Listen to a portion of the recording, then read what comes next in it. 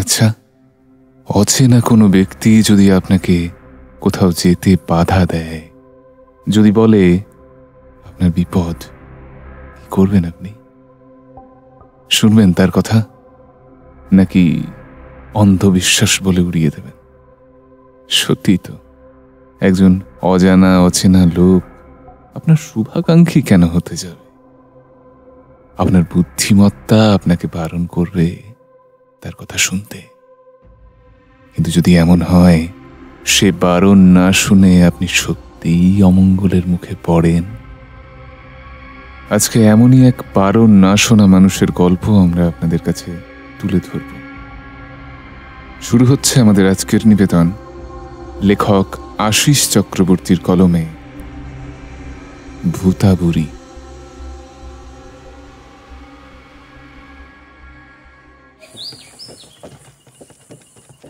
জঙ্গলের ভেতর এবড়ো খেবড়ো পথ ধরে গরুর গাড়ি এগিয়ে চলেছে। গাছগাছালির ফাঁক ফোকর দিয়ে সকালের রোদ মাঝে মধ্যে ঝিলিক দিয়ে যাচ্ছে। পথের বাম পাশে পাতলা জঙ্গলের স্তরের ভেতর দিয়ে ভৈরবী নদী নজরে পড়ছে থেকে থেকে। গাড়োয়ান এদিকে গাড়ি হেঁকে চলেছে। ছইয়ের ভেতর বসে হালকা ঝিমুনি আসছিল জগৎপতি ভট্টাচার্যের। হঠাৎ গাড়ি দাঁড়িয়ে পড়লে জগৎপতি বলে উঠল, কি হলো মাধব, গাড়ি থামালি কেন? যাব কি করে কর্তা? পথের মাঝখানে একজন পড়ে আছে যে। পড়ে আছে মানে? কোনো অসুস্থ প্রতীক কি? সকালেই যা রোদ, যা গরম পড়েছে, পথ চলতে কেউ ভিড়মি খেলে আশ্চর্য হব না। যা গিয়ে দেখ, সেরকম বুঝলে গাড়িতে এনে তুলিস। খানিক সুস্থ হলে কোথাও জনবসতি দেখে পথে নামিয়ে দেব। আগে কর্তা। বলে মাধব চালকের আসন থেকে এগিয়ে গেল। তারপর পথ আগলে পড়ে থাকা দেহটার সামনে পৌঁছে গাড়িমুখো হয়ে হাঁক দিল, কর্তা, আপনি একবার এদিকটা আসেন। ব্যস্ত হয়ে গাড়ি থেকে নেমে জগৎপতি সেখানে পৌঁছে দেখল একটা শুকনো কাঠের মতো বৃদ্ধার দেহ পথ জুড়ে পড়ে রয়েছে। বৃদ্ধার ক্ষয় ধরা শরীরে ময়লা জীর্ণ বস্ত্র, মাথার উপরে বটের ঝুড়ির মতো জট, কপালে আড়াআড়িভাবে 3টে সিঁদুরের দাগ, চোখ বন্ধ, ঝুলে যাওয়া পাতলা চামড়া ঢাকা মুখ ও তোবড়ানো গাল দেখে তার বয়স আন্দাজ করা মুশকিল। গলায় একগুচ্ছ গাছের শেকড় জড়ানো, শীর্ণ হাত দুটোর একটিতে বাঁকানো বিশেষ ধরনের লাঠি আঁকড়ে সে পড়ে রয়েছে। তার মাটিতে পড়ে থাকার কায়দা দেখলেই বোঝা যায় তার দুর্বল শরীর পথক্লান্তি সহ্য করতে পারেনি। মাধব বলে উঠল, কথা, বুড়ি বেঁচে আছে তো, বুকটা কিন্তু ওঠানামা করছে না। উফ, একটা ভালো কাজে যাচ্ছি, তাতেও বাধা দিয়ে বসলো এই বুড়ি। তারপর মাজা কুঁজো করে তার ডান হাতটা বুড়ির নাকের কাছে ধরে পরীক্ষা করতে চাইল শ্বাস প্রশ্বাস পড়ছে কিনা। এমন সময় বুড়ি ঘোলাটে চোখ খুলে বিকট কণ্ঠে ঝাঁঝিয়ে উঠে বলল, কি দেখছিস? আমি মরেছি কিনা? হ্যাঁ, আমার নয় রে, আমার নয়, মরণ তো হবে তোর। কথাগুলোর মধ্যে যে তেজ ও ঘৃণার বহিঃপ্রকাশ ঘটল তাতে জগৎপতি অবাক হয়ে গিয়ে সরে দাঁড়াল। মাধবের পা দুটিও খানিক পিছিয়ে এসেছে। বুড়ি এবারে লাঠির উপর ভর করে ধীরে ধীরে কুঁজো হয়ে উঠে দাঁড়াল। তারপর ওর ক্ষয়ে যাওয়া কালো দাঁত সহ সম্পূর্ণ মাড়ি বার করে প্রশ্ন করল, এই, তোরা কোথায় যাচ্ছিস? হ্যাঁ? অল্পক্ষণের মধ্যেই বুড়ির এই শারীরিক পরিবর্তন দেখে তার বিপরীত দিকে অবস্থিত দুজনের মুখ থেকে যেন বাক্য উড়ে গেছে। বুড়ি আবার বলে উঠল, এই, তোদের বলছি, কথা কানে যাচ্ছে না? হ্যাঁ, যাচ্ছিস কোথায় তোরা? আচমকা অপ্রিয় পরিস্থিতির সামনে এসে পড়ায় জগৎপতি খানিকটা হকচকিয়ে গিয়েছিল। এবারে নিজেকে খানিকটা সামলে সে জবাব দিল, কাছেই লোচনপুর। কি দরকার সেখানে?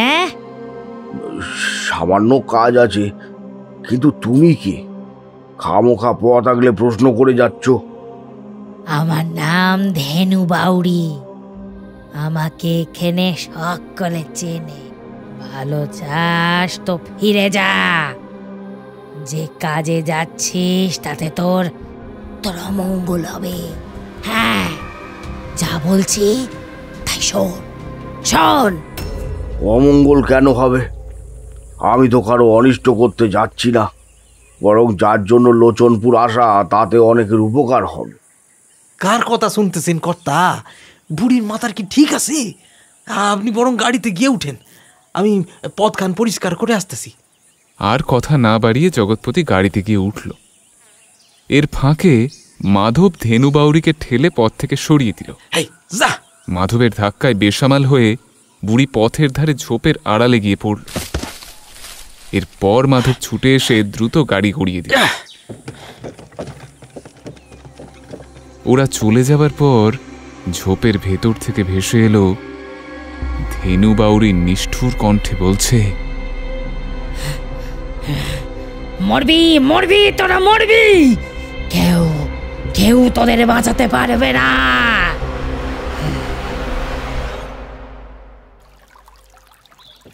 ভৈরবী নদী যেখানে বাঁক নিয়েছে ঠিক তার পার্শ্ববর্তী জঙ্গলাকীর্ণ উঁচু জমিটার সামনে এসে গরুর গাড়িটা থামল। গাড়ি থেকে নেমে জগৎপতি বলল, মাধব, এই জরুরি জিনিসপত্র সব গুছিয়ে এনেছিস তো? আগে হ্যাঁ কর্তা। বেশ, আগে জঙ্গল কেটে জমিটা পরিষ্কার করে ফেলতে হবে। তারপর মাটির উঁচু ঢিপিগুলোর দিকে মাটি সরিয়ে ফেলে জমিটা সমান করতে হবে। তোর একার দ্বারা হবে না, অনেক কাজ। নদীর ধার বরাবর কাছে পিঠে মানুষের বসতি আছে, বুঝলি? সেখান থেকে 2 জন শ্রমিক ধরে আন, তারপর ওদের সঙ্গে তুইও কাজে লেগে পড়বি। কেমন? ঠিক আছে কর্তা। বলে মাধব নদীর ধার বরাবর হাঁটা দিল। এরপর খানিক বাদেই মাধব সঙ্গে একজন মাঝবয়সী মজুরকে এনে বলল, কর্তা, গ্রামে জোয়ান বুড়ো সকলেই কাজে বেড়ে গেছে, একেই একমাত্র পেলাম। লোকটা হাত জোড় করে দাঁড়ালে জগৎপতি জিজ্ঞাসা করল, এই কি নাম তোর? আগে কর্তা পরাণ মণ্ডল। দেখ, কাজ তেমন কিছু নেই। আগাছার জঙ্গল সাফ করে কেটে ফেলতে হবে, আর মাটির কয়েকটা ছোট ছোট ঢিপিটা আছে না, হ্যাঁ, সেগুলোকে ছেড়ে ফেলতে হবে। অবশ্য কাজে তুই একা নোস, মাধবও সাহায্য করবে। কি, পারবি তো? পারবো কর্তা, এই মজুরি খাটাই তো আমার কাজ। আজ শরীরটা তেমন ভালো ছিল না তো, তাই আর কাজে যায়নি। তা হে আর এমন কি বা শক্ত কাজ বলেন? বেশ, কাজে লেগে পড়। মজুরি না হয় কিছু বেশি দেব, তবে কাজ পরিষ্কার হওয়া চাই। সরঞ্জাম সব আমার সঙ্গেই আছে। মাধব, এসো, কোদাল যা লাগে একে দিয়ে দে।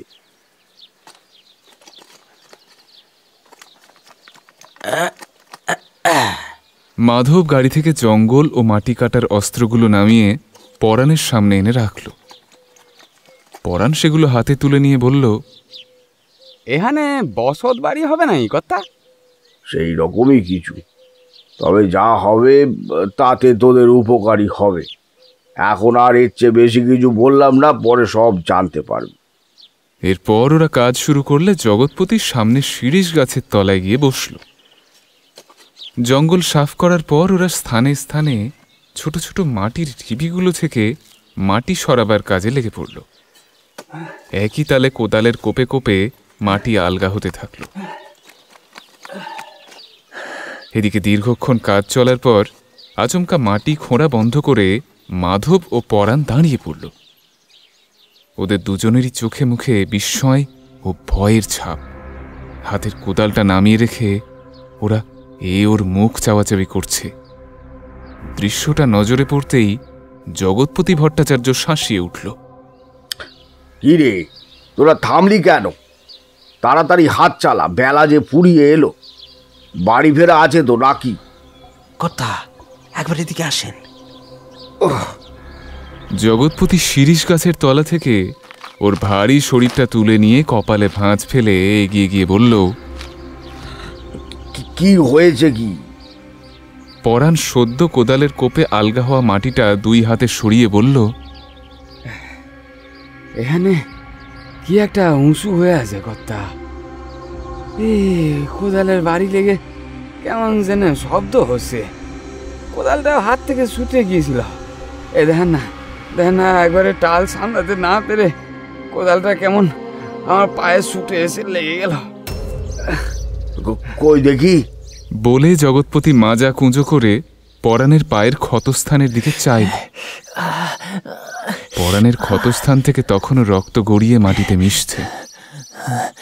কয়েকবার হাত দিয়ে চেপে ধরে পরাণ রক্তবন্ধের বৃথা চেষ্টা করল, কিন্তু ফল কিছু হলো না। মাটি রক্তে ক্রমশ ভিজছে। এরপর পরাণ ওর কোমরে বাঁধা গামছাখানা দিয়ে খুব শক্ত করে ক্ষতস্থান বেঁধে ফেললে রক্তপাত থামল। জগৎপতি সবটা লক্ষ্য করে বলল, খুব যন্ত্রণা হচ্ছে। না কর্তা, এরম কাঁটা সেরা তো হামেশায় হয়। এখানে বড় পাথর টাথর আছে বোধহয়। পাশ দিয়ে খুঁড়ে সরিয়ে ফেললা পাথরটা। মাটি খোঁড়ার কাজ কোনোদিনও করিসনি নাকি? মাটির তলায় অনেক পাথর ওরকম ভাবে চাপা পড়ে থাকে। এমন কিছু ব্যাপার না। নে এবার হাত চালা। ওটা পাথর না কর্তা, কোদালের সঙ্গে ওটার আঘাতের আওয়াজ আমিও শুনেছি। কেমন একটা গম গমে ভাব যেন। ওইটা অন্য কিছু। কই, আমার কানে তো কিছুই এলো না। আপনি তখন বেখেয়ালে ছিলেন কর্তা, তাই আপনার কানে কিছু যায়নি। তা বটে, গাছতলায় শীতল বাতাসে চোখটা একটু লেগে গিয়েছিল। তোদের ঝপাঝপ কোদাল কোপানোর শব্দে ছেদ পড়লে ঘুমের চটকা ভেঙে গেল। মাটির তলায় ও ধনরত্নপূর্ণ ঘড়া বুঝি? সে বলতে পারবো না, মাটির ওপর থেকে এসব তো বোঝা মুশকিল। তবে আমার শরীরটা কেমন খারাপ করছে। আমাকে ছেড়ে দিন কর্তা, আজ আমি বাড়ি যাই। কথা শেষ করে পরাণ কপাল ও মুখের ঘাম মুছল। তারপর হাতের কোদালটা রেখে টলতে টলতে হাঁটা দিল। আরে পরাণ, আর তোর মজুরিটা তো নিয়ে যা। পরাণ, এই পরাণ। জগৎপতি ওকে মজুরি নিয়ে যাওয়ার জন্য পেছন থেকে কয়েকবার ডাক দিলেও পরাণ মণ্ডল আর থামল না। নিরুপায় হয়ে জগৎপতি মাধবের দিকে তাকিয়ে বলল, তা তুই এভাবে দাঁড়িয়ে না থেকে একটু দূর দিয়ে খুঁড়ে জিনিসটাকে উদ্ধার করলেই তো হয়। আচমকা ধনপ্রাপ্তি আমার কুষ্টিতে আছে। সেরকম কিছু ঘটলে তুইও খালি হাতে ফিরবি না। হ্যাঁ। এ কথা শোনার পর মাধব দ্বিগুণ উৎসাহে কৌতূহল নিবৃত্তি করার লক্ষ্যে সামিল হল।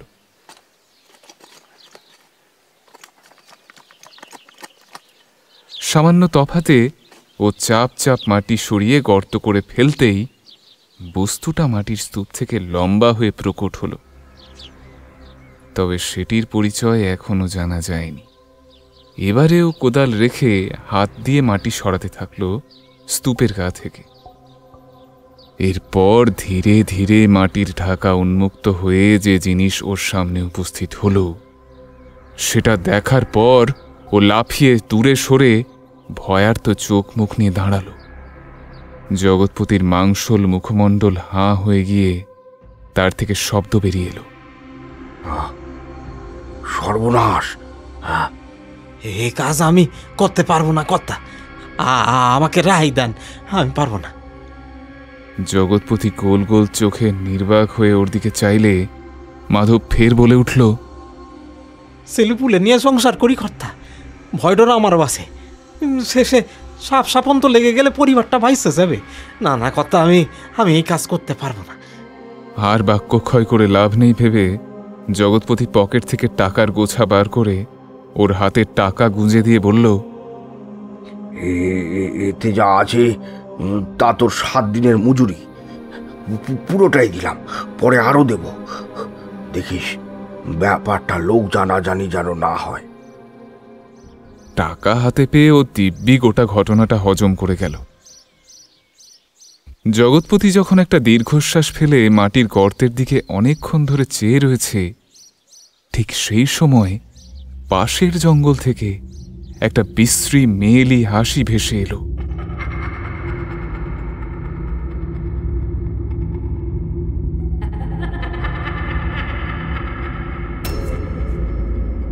সেই হাড় হিম করা হাসির শব্দে সম্বিত ফিরে পেয়ে জগৎপতি বলল, মাধব, মাধব, দেখ তো ঝোপের আড়ালে দাঁড়িয়ে কে হাসে।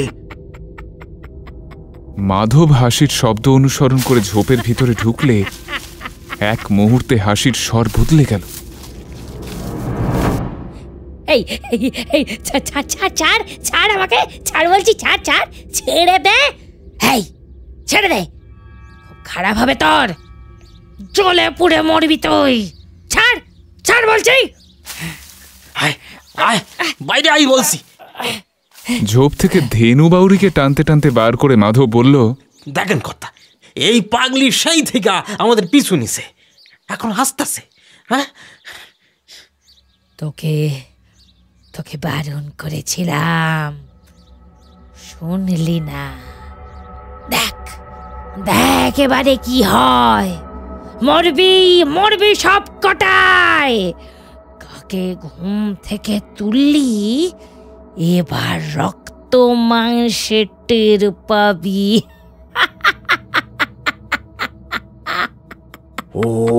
ওকে ছেড়ে দে মাধব, ওকে ছেড়ে দে। মাধব বুড়ির হাতটা ছেড়ে দিতেই ও বিস্ফারিত চোখ নিয়ে মাধবের দিকে চাইল। জগৎপতি ধেনু বাউরির দিকে চেয়ে বলল, বলছি আপনি এসবের কিছু জানেন মা?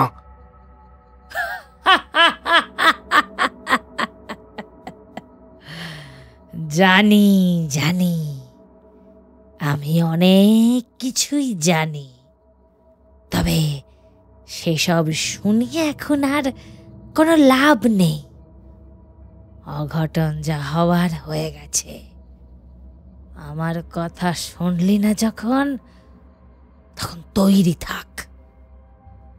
সে সে আসবে, সে আসবে, বদলা নেবেই, অভিশাপ ফলবেই। সব সব শেষ হয়ে যাবে এবার, সব সব সব শেষ হয়ে যাবে, সব কিছু শেষ হয়ে যাবে এবারে, সব সব শেষ হয়ে যাবে, সব সব।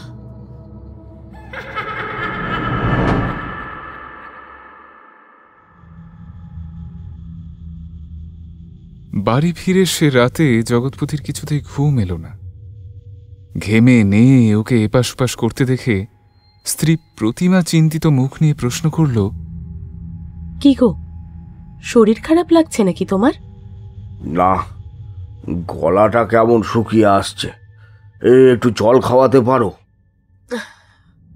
না বললেই হলো, মুখের দিকে চাইলেই তো স্পষ্ট বোঝা যাচ্ছে।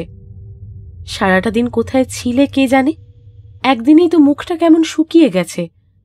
রাতে কিছু মুখে দিলে না, কি হয়েছে পরিষ্কার করে বলবে তো? কুঁজো থেকে এক ঘটি জল ঢেলে জগৎপতির হাতে দিতেই ও তপ্ত মরুভূমির মতো শুষে নিল সবটা। কপালের ঘাম মুছে বলল, খুব খারাপ হলো প্রতিমা। কিসের কি খারাপ হলো? লোচনপুরের জমিটায় একটা ভয়ানক কাণ্ড ঘটেছে। সে কি গো, কি হয়েছে? অবশ্য তোমাকে না জানিয়ে এই কাজটা শুরু করেছিলাম বলে এমনটা হলো কিনা এখন এ কথা ভাবছি। তুমি আজকে লোচনপুর গিয়েছিলে? তুমি তুমি কি বলতে চাইছো পরিষ্কার করে বলো তো। আমি না তোমার এই এলোমেলো কথার এক বর্ণও বুঝতে পারছি না। বেশ, গোড়া থেকেই সবটা খুলে বলছি। আমার সঙ্গে ধনী ব্যবসায়ী শিবনাথ চাটুর্যের যে একটা বন্ধুত্বপূর্ণ সম্পর্ক রয়েছে, সে কথা তো তুমি ভালো মতোই জানো। ওর বড় ছেলে পরেশনাথ শহর থেকে ডাক্তারি পাশ করে গ্রামে ফিরছে। তা শিবনাথ চাটুর্যে একদিন আমাকে ডেকে বললে, জগৎ, তোর লোচনপুরের খানিকটা জমি যে আছে সেখানে একখানা ঘর তুলে দে, সেখানেই পরেশনাথ এসে ডাক্তারি করবে। অনেক ছেলেবেলায় পরেশনাথ নিজের মাকে হারিয়েছে, এখন আমার নিজের বলতে একমাত্র ওই আছে, সেও দূরে থাকলে বাঁচবো কি নিয়ে। তাই ভাবছিলাম গাঁয়ে চিকিৎসালয় খোলার বাহানায় ছেলেটাকে কাছে আটকে রাখ, ছেলেটাকে চোখের সামনে থেকে দেখলে একটু শান্তি পাই আর কি। অবশ্য এর জন্য আমাকে প্রতি মাসে বাড়তি কিছু টাকাও দেবে বলেছিল শিবনাথ চাটুর্যে। আসলে অর্থই তো সব নয়, বুঝলে প্রতিমা। আমরা নিঃসন্তান, পরেশনাথ যদি সন্তানের মতো আমার জমিতে বসে ডাক্তারি করে তাতে ক্ষতি কি? বন্ধুর ছেলে মানে তো নিজেরও সন্তানের মতো, কি বলো?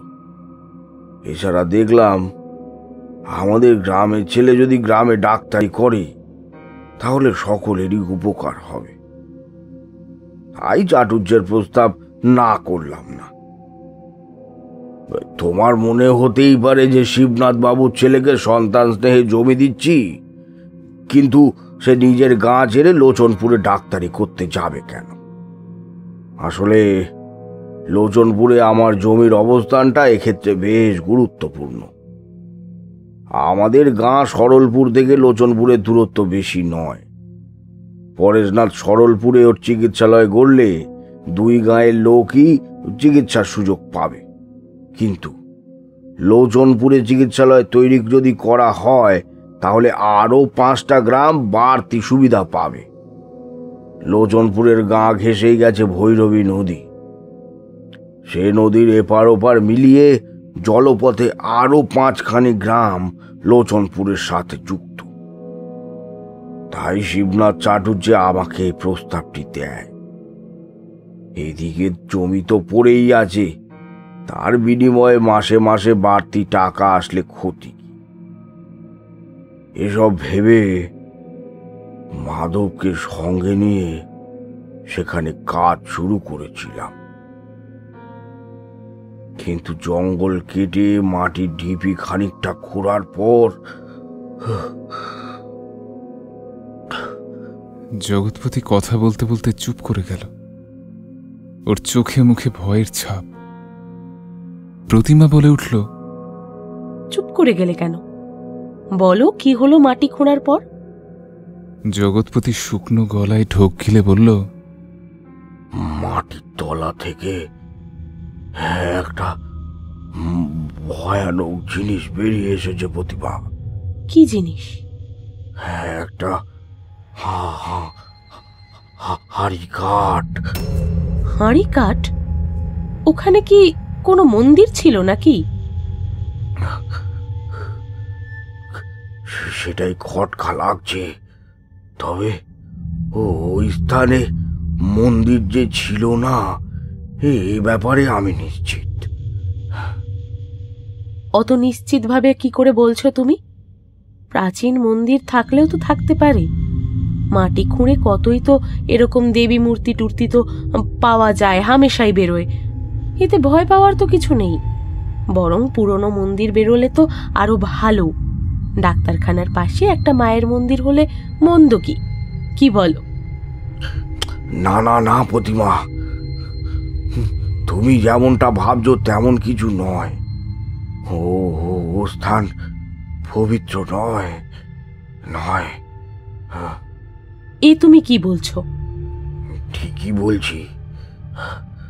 মাটি থেকে হাড়ি কাঠটা ওঠার আগেই পরাণ মণ্ডল নামে একজন শ্রমিকের পায়ে আঘাত লেগে ক্ষত হলো। সামান্য ক্ষতে রক্ত যেন থামতেই চায় না। এরপর ওকে ভয়ে জড়সড় হয়ে পড়তে দেখলাম। ও এতটাই ভীত হয়ে পড়েছিল যে মজুরি না নিয়ে শরীর খারাপের বাহানায় কাজ ছেড়ে পালিয়ে গেল। ওর বিবর্ণ মুখটা অন্য কথা বলছিল। বিরাট মাপের ভয় ওকে যেন জড়িয়ে ধরেছে। হ্যাঁ, ঠিক তার অনুরূপ আতঙ্কের ছাপ আমি মাধবের মুখেও লক্ষ্য করেছি। যদিও ওকে আমি যেতে দিইনি। দেবত্ব স্থান উদ্ধার তো মঙ্গলকর, তাতে ভয়ের প্রকোপ থাকতে পারে না। তবে কেন পরাণ অজানা আতঙ্কে গুটিয়ে গিয়ে কাজ ছেড়ে পালালো? হ্যাঁ, তাছাড়া আমার মধ্যেও অদ্ভুত পরিবর্তন ঘটেছে প্রতিমা। ঘটনাটা ঘটার পর থেকে সারাক্ষণ আমার আশেপাশে কেউ যেন ঘোরাফেরা করছে। দেখতে পাচ্ছি না কিছুই, কিন্তু তবুও কেউ যে পেছনেই আছে সেটা টের পাচ্ছি। আর আমার তাতে ভয় ভয় করছে। হ্যাঁ, ভীষণ ভীষণ ভয় করছে প্রতিমা। এই দেখো দেখো দেখো দেখো, আমার গাটা কেমন কাটা দিয়ে উঠছে। হ্যাঁ, বলে জগৎপতি 2 হাত প্রতিমার সামনে মেলে ধরল। প্রতিমা আশ্চর্য হয়ে দেখল জগৎপতির কথা সত্য। জগৎপতি ফের বলতে শুরু করল, আরো একটা আশ্চর্য ব্যাপার জানো প্রতিমা। এই যাত্রার শুরুতে একটা শীর্ণকায়া বুড়ি আমাদের পথ আগলে পড়েছিল। তাকে সরিয়ে যাত্রা শুরু করেও ওর থেকে রেহাই পায়নি। ও পিছু নিয়ে শেষ অবধি আমাদের লক্ষ্য করে গেছে। অবশ্য সে আমাদের বারণ করেছিল লোচনপুর যেতে, তবে আমি ওর নিষেধ অমান্য করেছিলাম। ও বারবার বলেছিল ও ওখানে গেলে আমার নাকি অমঙ্গল হবে। এখন ভাবছি বুড়ির কথাই সত্যি, আমার অমঙ্গলই হলো। আমি যেন ভেতর থেকে ধীরে ধীরে কপুরের মতো উড়ে যাচ্ছি। সেই বুড়ির বিকট হাসির শব্দ আমার কানে বাজছে এখনো। তার শুকিয়ে আসা কুৎসিত মুখটা চোখের সামনে ভাসলে বুকের হাড় কখানা যেন হালকা হয়ে যাচ্ছে। প্রতিমা, সে বাড়ি অবধি আমার পিছু নেয়নি তো? হ্যাঁ, দেখো না দেখো না প্রতিমা, ঘরের কোনায় সে লুকিয়ে আমার উপর নজর রাখছে না তো? আমার খুব ভয় করছে প্রতিমা, আমার খুব ভয় করছে।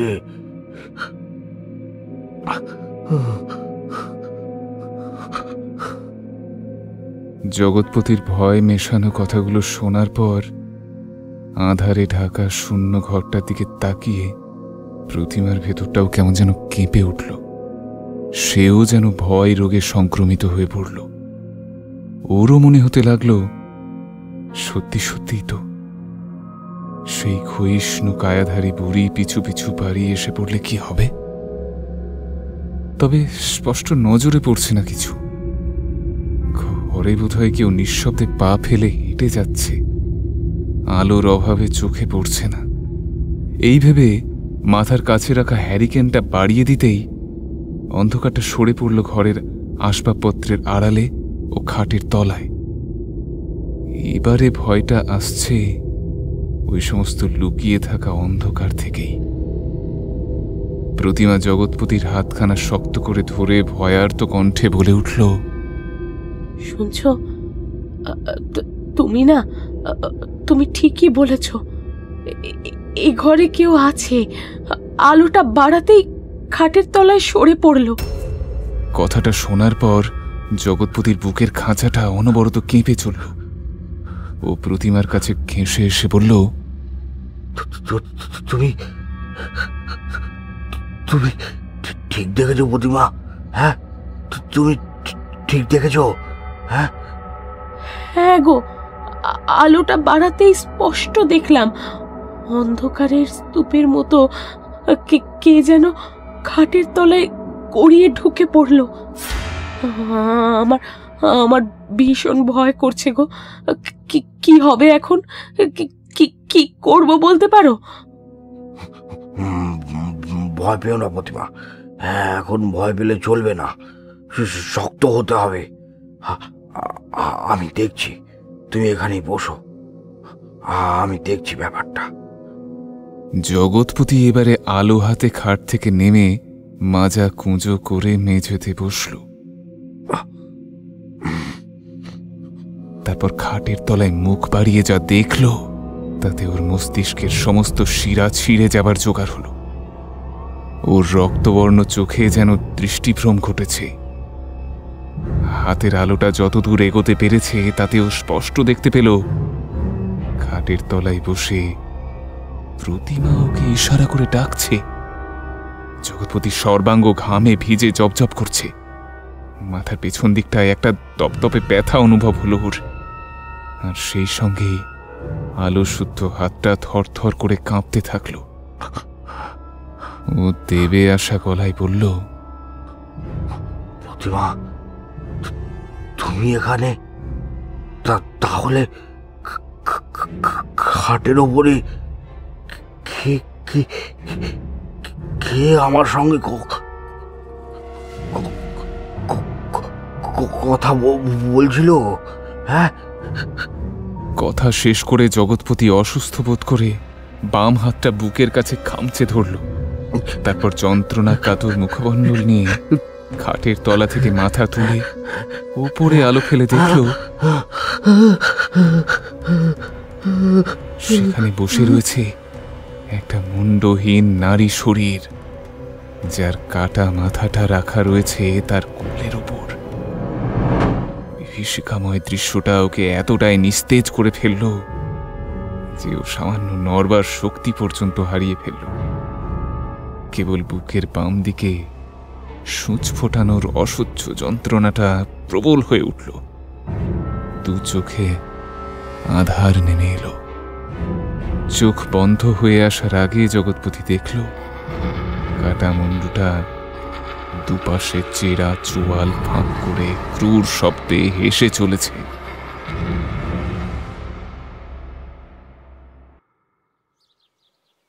দুর্বল জগৎপতির চোখটা যখন খুলল, ও দেখল নিশি কবিরাজ ওর চোখের তলা আঙুল দিয়ে টেনে দেখছে। ওর চোখের দৃষ্টি প্রথমে খানিক আবছা হয়ে তারপর স্পষ্ট হল। শরীরটা যেন অসাড় হয়ে আছে, মাথা ঘোরাবার সামর্থ্যও নেই ওর।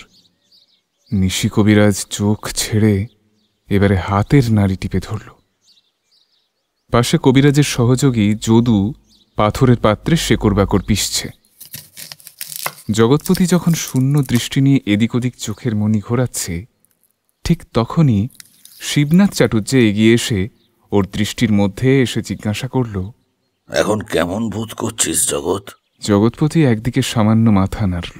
নিশি কবিরাজ হাতের নাড়ি ছেড়ে বলে উঠল, বৌঠান, ঘরে পুরনো মধু আছে? হ্যাঁ, রান্নাঘরে আছে, আমি এক্ষুনি এনে দিচ্ছি। খানিক বাদে প্রতিমা মধুপূর্ণ পাত্র হাতের সামনে এসে দাঁড়ালে জগৎপতি প্রতিমাকে দর্শন মাত্র চঞ্চল হয়ে উঠল। নিশি কবিরাজ এবারে যদুকে বলল, যদু, আর দেরি করিস না, তাড়াতাড়ি মিশ্রণে মধু মিশিয়ে ওরে খাইয়ে দে। দেখছিস না কেমন ছটপট ছটপট করতিছে? হয়ে গেছে কর্তা। যদু ছুটে এসে কবিরাজের নির্দেশ পালন করল। কড়া শেকড়বাটায় মধু মিশ্রিত করে জগৎপতির মুখে ঢেলে দেওয়ায় খানিক বাদেই জগৎপতি শান্ত হল। বৌমার মুখে সব শুনেছি জগৎ। ভোর রাতে আমার বাড়ি ছুটে গিয়ে বৌমা আমাকে সব বলেছে। তারপরই তো নিশি কবিরাজকে সঙ্গে করে আমি এখানে এলাম। সেই থেকেই তোর জ্ঞান ফেরানোর চেষ্টা চলছে। সামান্য মাটি খোঁড়া যে এত বড় বিপদ ডেকে আনতে পারে আমি ভাবতেও পারছি না। তবে এখন মনে মনে নিজেকেই অপরাধী বলে মনে হচ্ছে আমার। আমি না বললে তো তুই ওখানে গৃহ নির্মাণ করতে যেতিস না। এই ঈশ্বর, আমি যে কেন এমনটা করলাম? এই অবধি বলে শিবনাথ নিশি কবিরাজের দিকে তাকিয়ে জিজ্ঞাসা করল, কেমন দেখলেন জগৎকে কবিরাজ মশাই? নারী ঈষৎ চঞ্চল, শরীরে একটা অস্থির ভাব রয়েছে, হৃৎপিণ্ডের গতিও অধিক। শরীরে এমনি কোনো সমস্যা নেই। আমার মনে হয় জগৎপতি কেবলমাত্র প্রচণ্ড ভয় পেয়ে জ্ঞান হারিয়ে ফেলেছে। হ্যাঁ, তা তো বটেই। বৌমাও সেই কথাই বলছিল। মাঝরাতে জল পান করার পর জগৎপতির অস্বাভাবিক ভয় পাওয়ার কথাই বৌমা আমাকে জানিয়েছিল। কিন্তু ভীষণ মাত্রার ভয়ের উৎসটা কি, সেইটাই তো প্রশ্ন। কিছু দেখেছিলিস নাকি জগৎ? শেষ কথাটা শিবনাথ জগৎপতির দিকে চেয়ে পড়ল। জগৎপতি পুনরায় উত্তেজিত হয়ে অস্ফুট স্বরে বলে উঠল,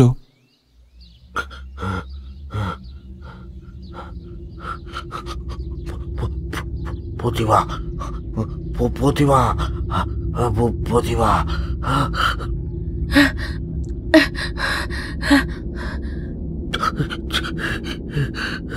না না না না না না না না না, চলে যাও, চলে যাও আমার সামনে থেকে।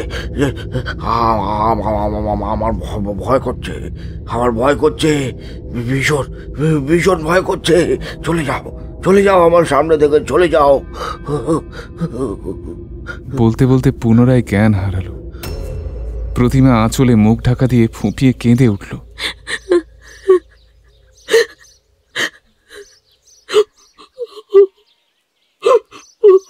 নিশি কবিরাজ আর যদু আবার জগৎপতির জ্ঞান ফেরানোর চেষ্টায় লেগে পড়ল। শিবনাথের কপালে ভাঁজ পড়ল, সঙ্গে চোখে মুখে দুশ্চিন্তা ও বিস্ময়ের ছাপ। প্রতিমা এবারে কান্না আটকে রাখতে না পেরে সজোরে কেঁদে উঠে বলল, হে আমার কি সর্বনাশ হলো গো! ওগো, তুমি চোখ খোলো, চোখ খোলো। আমি এখন কি করব? হ্যাঁ, আমি এখন কি করব গো? কে আমার এত বড় ক্ষতি করলো? মাতারা, তুমি আমার শাখা সিঁদুর বজায় রেখো মা। আমি তোমায় জোড়া পাঁঠা দেব মা। বৌমা, শান্ত হও। এমন হয়ে ভেঙে পড়লে চলবে না। বিপদে শক্ত হতে হবে, তবেই তো বিপদ থেকে উদ্ধার পাবে। শান্ত হও মা, শান্ত হও। দাদা, দাদা, আমি তো কখনো কারোর ক্ষতি করিনি। শনি মঙ্গলবারে মায়ের ব্রত রাখি সংসারের উন্নতির জন্য। তবু তবু কেন ওর এমন হলো দাদা? ওর কিছু হলে আমি বাঁচবো না দাদা, পুকুরে ডুবে মরবো। বৌমা, এই সময় অলক্ষণে কথা বলো না। আমি তো বলছি জগতের কিছু হয়নি। ও কিছুদিনের বিশ্রাম পেলেই সুস্থ হয়ে উঠবে, সেরে উঠবে। তোমার ভয় কি? আমি আছি, নিশি কবিরাজ আছেন। তবে বৌঠান, রোগীর সামনে কাঁদতে নেই, এতে ব্যারাম আরো বাড়ে। তুমি একটু ও ঘরে যাও তো দেখিনি। জগতের জ্ঞান ফিরলেই তোমারে খবর দেব। আমি বরং বটতলার মন্দির থেকে বুড়ো শিবের চরণামৃত নিয়ে আসি। বাবার কৃপায় ওর জ্ঞান নিশ্চয়ই ফিরবে, নিশ্চয়ই ফিরবে, নিশ্চয়ই ফিরবে। কথা শেষ করে প্রতিমা ছুটে ঘর থেকে বেরিয়ে গেল।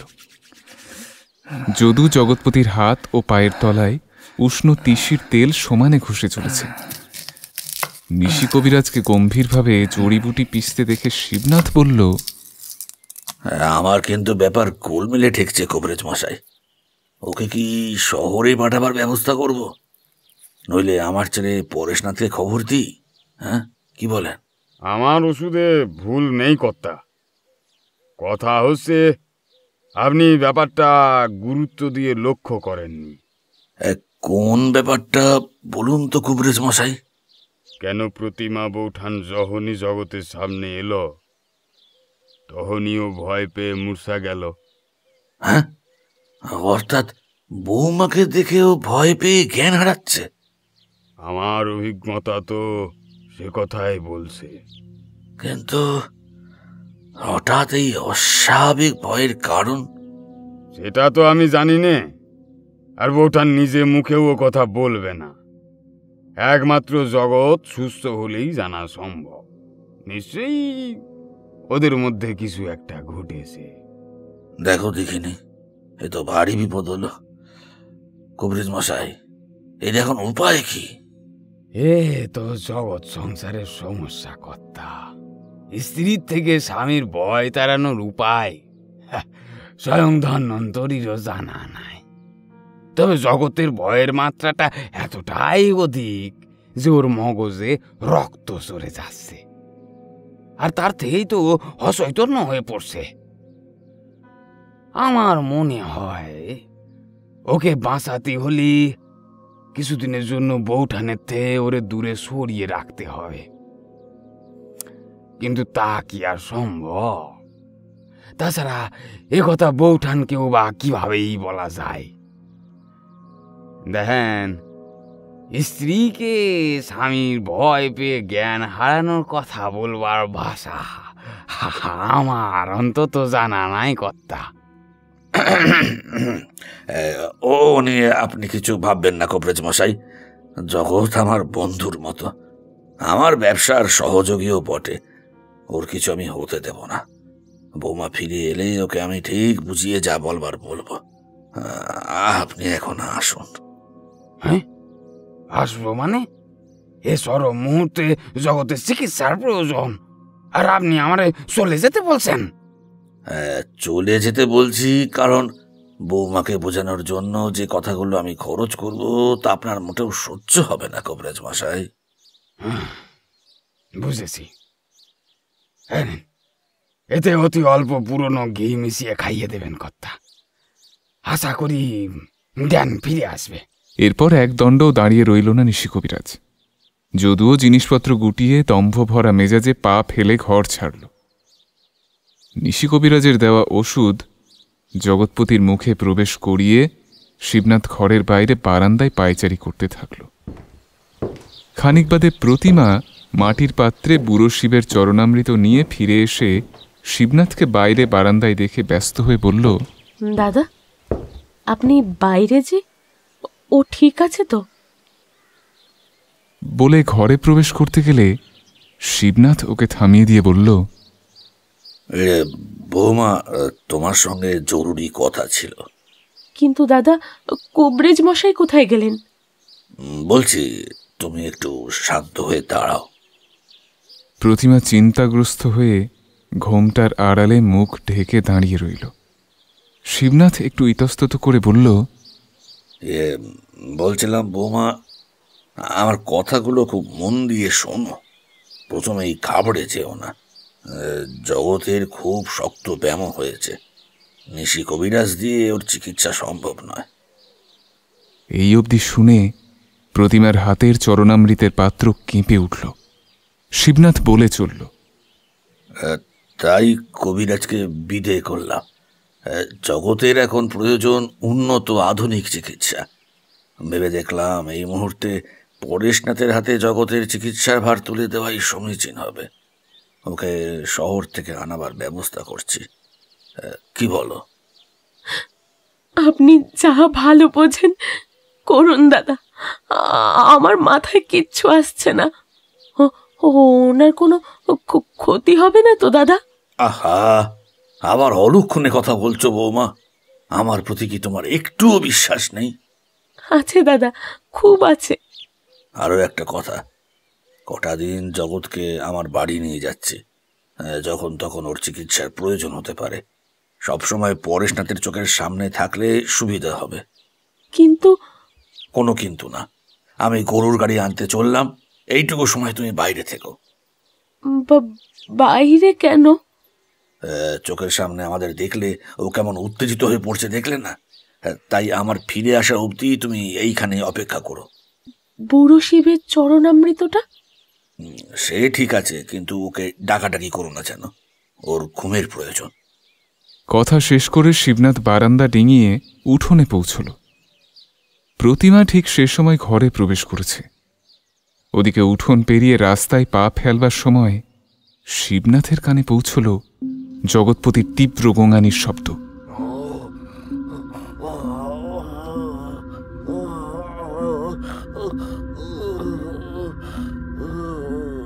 সঙ্গে প্রতিমার হাত থেকে বুড়ো শিবের চরণামৃতপূর্ণ মাটির পাত্র মেঝেতে পড়ে যাওয়ার আওয়াজ। শিবনাথ দ্রুত এসে ঘরে ঢুকে দেখল, কি হলো?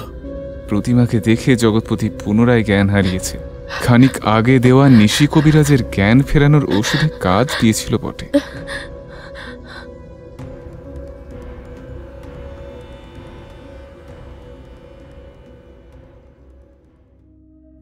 পরেশনাথের আধুনিক চিকিৎসায় জগৎপতি দিন 7 মধ্যেই সুস্থ হয়ে উঠল। প্রতিমা সজল নয়নে প্রতিদিন 2 বেলা করে জগৎপতির খোঁজ খবর নিয়ে যায় ঠিকই, তবে শিবনাথের কারণে ঘরে প্রবেশ করে জগৎপতির সামনে গিয়ে দাঁড়ানো সম্ভব হয়নি। একদিন শিবনাথ জগৎপতির শারীরিক কুশল মঙ্গলের খোঁজ খবর নেওয়ার মাঝে জিজ্ঞাসা করে বসল, তোকে একটা কথা জিজ্ঞাসা করার ছিল জগৎ।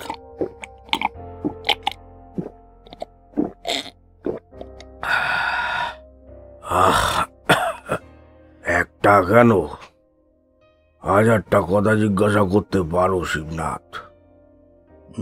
তা তো পারি, তবে এই মুহূর্তে মনের অন্ধকারটা দূর হবার জন্য সামান্য কিছু জিজ্ঞাসার প্রয়োজন।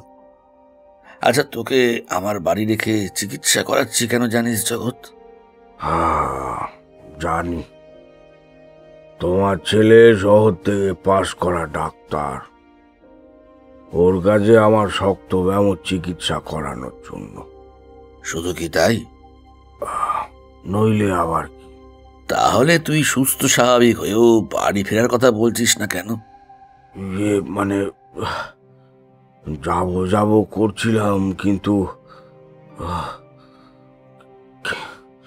কিন্তু কি?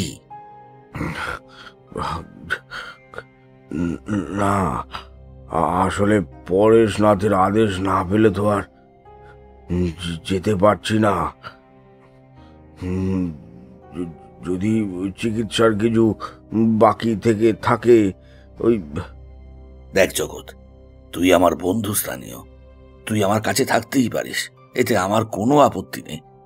আপত্তি যেখানে সেটা হলো বৌমা প্রতিমাকে দেখে তোর বারবার মূর্ছা যাবার বিষয়টা কিছুতেই আমার কাছে পরিষ্কার হচ্ছে না। জগৎপতির চোখের তারা চঞ্চল হয়ে উঠল, শুকনো গলায় ও দুবার ঢোক গিলল। ভয় পেলে যে সমস্ত শারীরিক প্রতিক্রিয়া প্রাথমিকভাবে দেখা দেয়, সে সমস্ত লক্ষণ শিবনাথ জরিপ করে জগৎপতির কাছে গিয়ে ওর হাতটা শক্ত করে ধরে বলল, জগৎ, তোর কোনো ভয় নেই, আমি তোর সঙ্গে আছি। প্রতিমাকে দেখে আতঙ্কে তোর জ্ঞান শূন্য হবার কারণটা না জানালে পরেশনাথ তো তোর চিকিৎসা করতে পারবে না রে। সত্য গোপন করিস না জগৎ, করিস না, বলে ফেল। এরকম করতে থাকলে তোর প্রাণ সংশয় দেখা দেবে। জগৎপতির চোখ দুটো এবার ফেটে পড়ল।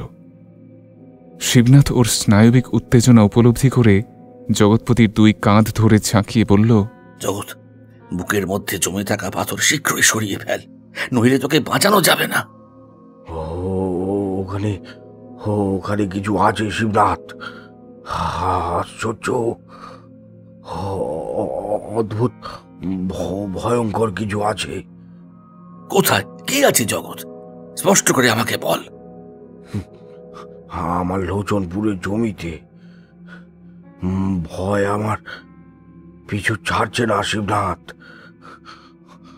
আতঙ্ক বিরাট বড় অজগরের মতো আমাকে আষ্টে পৃষ্ঠে বেঁধে ফেলে ধীরে ধীরে গিলে খাচ্ছে। আমি শত চেষ্টা করেও সেই ভয় থেকে নিজেকে বের করে আনতে পারছি না। কিন্তু ভয়টা কিসের?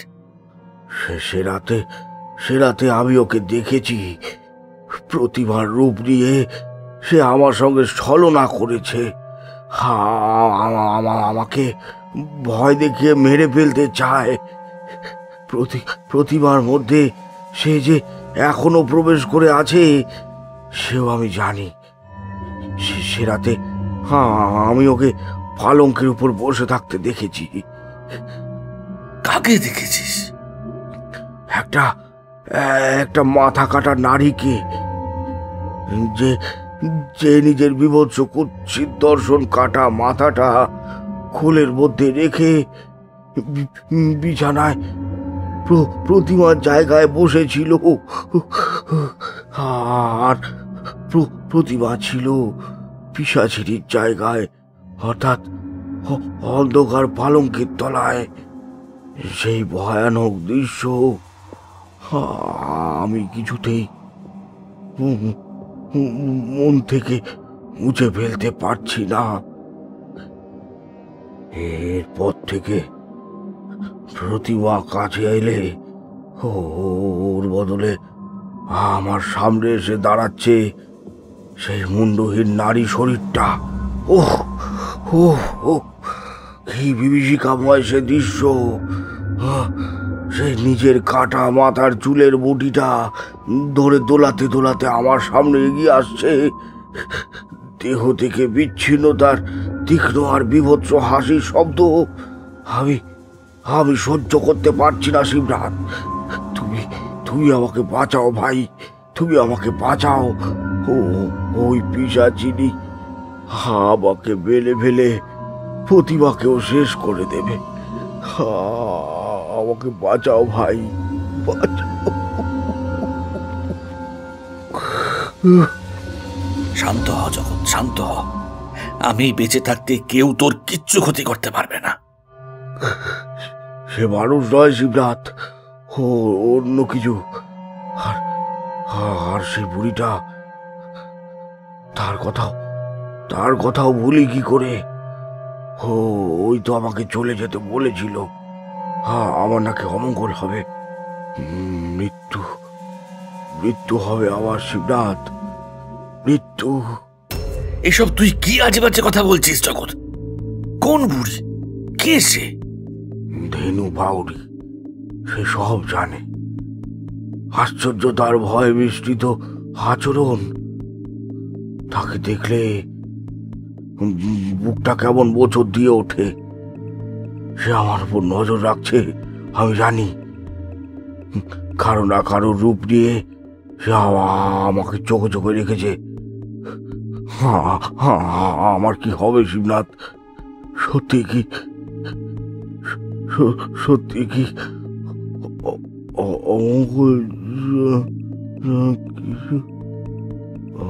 জগৎ, জগৎ, পরেশনাথ!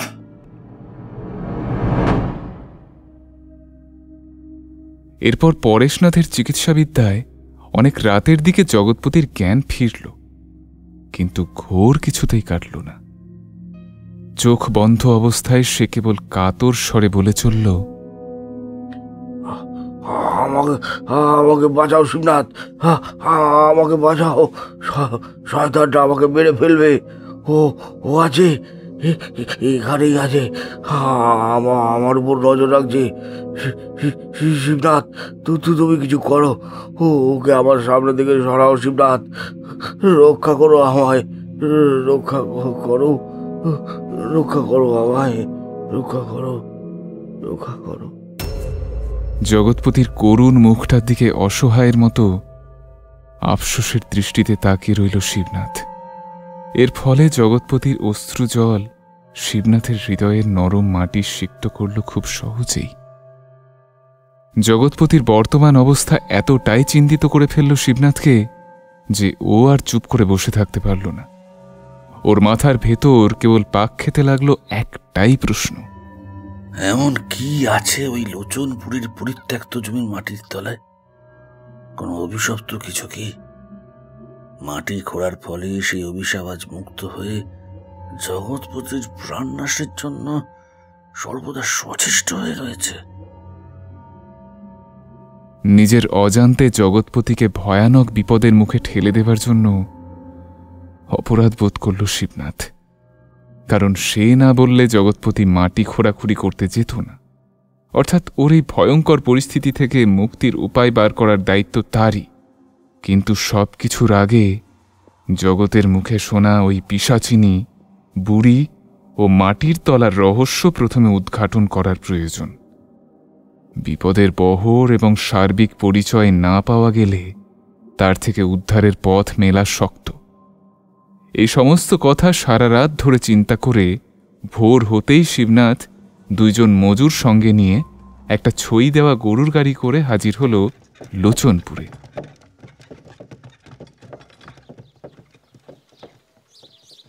তারপর সামান্য খোঁড়া মাটির উপর জেগে থাকা হাড়ি কাঠটার দিকে তাকিয়ে শিবনাথ চাটুজ্জে তার সঙ্গে আনা মজুরদের বলল, তোদের মধ্যে একজন এই হাড়ি কাঠের সোজাসুজি খোঁড়া শুরু কর, আর বাকিজন একটু দূর দিয়ে মাটি কেটে সরিয়ে ফেল। সাধারণত মন্দিরের প্রবেশদ্বার এবং গর্ভগৃহে অধিষ্ঠিত দেবদেবীর সামনেই যুগকাষ্ঠ প্রতিষ্ঠা করা হয়। আশা করি এক্ষেত্রেও তার অন্যতা হবে না। তাছাড়া এখানে শুধুমাত্র যুগকাষ্ঠ থাকার কথাও নয়, নিশ্চয়ই কোনো মন্দির আছে এখানেই। তোরা কাজ শুরু কর, আমি ওই গাছের ছায়ায় অপেক্ষা করছি। সন্দেহজনক কিছু মাটির তলা থেকে বেরিয়ে এলে আমাকে জানাস। কথা শেষ করে শিবনাথ খানিকটা তফাতে ঝাঁকড়া শিরিষ গাছটার তলায় গিয়ে বসল। ওদিকে তার দেওয়া নির্দেশ মতো শ্রমিকেরা মাটি খোঁড়া শুরু করল। মাটির ওপরের স্তর খানিকটা সরে যেতেই যে শ্রমিকটা খানিকটা তফাতে মাটি খুঁড়ছিল সে থমকে দাঁড়িয়ে পড়ল। তারপর শিরিষ গাছের দিকে তাকিয়ে চিৎকার করে বলল, বাবু বাবু, মাটির তলায়, মাটির তলায়। অর্ধ সমাপ্ত কথাটা বলে লোকটা সরে দাঁড়াল। শিবনাথ ছুটে এসে দেখল মাটির তলা থেকে একটা করুটি উঠে এসেছে। কপালে দুশ্চিন্তার ছাপ এঁকে শিবনাথ বলল, এরকমই কিছু একটা আশা করেছিলাম বটে। জগৎ ঠিকই বলেছিল এ স্থান ভালো নয়, অভিশপ্ত কিছুর ছায়া এখানে বিরাজ করে আছে। কিন্তু এ তো কেবল কাটা মাথা। আশপাশটা একটু খুঁড়ে দেখতো কোনো দেহ ওঠে কিনা। লোকটা খোঁড়া শুরু করলে শিবনাথ সেখানে ঠাঁই দাঁড়িয়ে রইল। সামান্য সময় পর মজুরটি ফের বলে উঠল, আরো একখান কাটা মাথা উঠছে বাবু। শিবনাথ দেখল আগের মাথাটা যেখান থেকে উঠেছে তার থেকে প্রায় হাতখানেক দূরে দ্বিতীয় মাথাটি বেরিয়ে এসেছে। এরপর ও মনে মনে কিছু একটা আন্দাজ করে নিয়ে দ্বিতীয়জন মজুরটিকে ডেকে হাতখানেক তফাতে খোঁড়ার নির্দেশ দিল। পরক্ষণেই শিবনাথের অনুমান সত্য হল। সমদূরত্বে মিলল আরও একটি করটি। ছবিটা অনেকটা পরিষ্কার হলে মজুরেরা এক হাত তফাতে তফাতে মাটির তলা থেকে উদ্ধার করল একের পর এক খুলি, এবং দুটি খুলির মধ্যবর্তী স্থান থেকে বেরিয়ে এলো বাহুর হাড়।